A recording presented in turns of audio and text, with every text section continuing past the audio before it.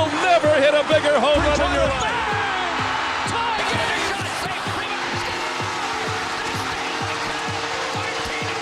We will see you tomorrow night.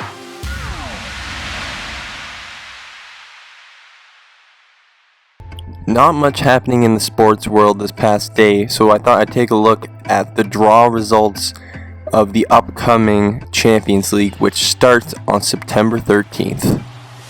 One of the most intriguing groups of the Champions League coming up is definitely Group C, where we have the likes of Barcelona, Manchester City, and even Celtic FC.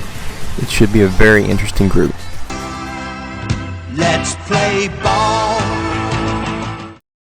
With just over a month left in the season, I think it's important to take a look at the standings right now of each division and kind of get a feel of what teams are in the mix and what teams need to make a push in order to make the playoffs come October.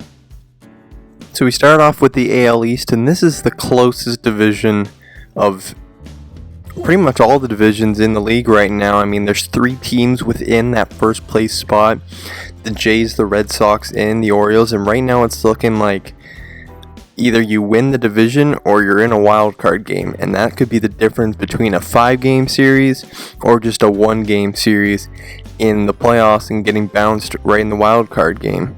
So this division is really important, and it's between 3 pretty good teams that could go far in the playoffs.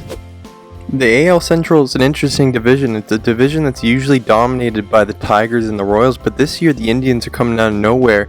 They have a 4.5 game lead on that division, and if they can hold on, they could guarantee themselves like an actual division series playoff game rather than just a wild card, which I know they've done a couple of times. The AL West is a very interesting division as well. I mean, there was high expectation on the Angels. They haven't lived up to it. The Astros were actually considered World Series favorites by many. They're 7.5 back. Right now it's the Rangers division. They got better at the trade deadline. This could be a scary team come playoff time. They made the playoffs last year.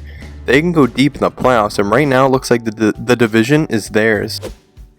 Looking at the AL wildcard, it's very, very intriguing. There's going to be a lot of scoreboard watching, which I love. Right now, it's the 2 teams in the AL East with the Red Sox and the Orioles. The Jays could be thrown in the mix there. Then chasing right behind them, you got teams like the Tigers, the Mariners, the Royals, the Astros. All teams that you've got to be scared of. Even the Yankees are there too. So if you're in a wildcard spot, it's going to be a lot of scoreboard watching. You better get those wins, because I mean, the defending World Series champs, the Royals, are right there, right behind you. So for the teams in the wildcard position, it's going to be very interesting to see.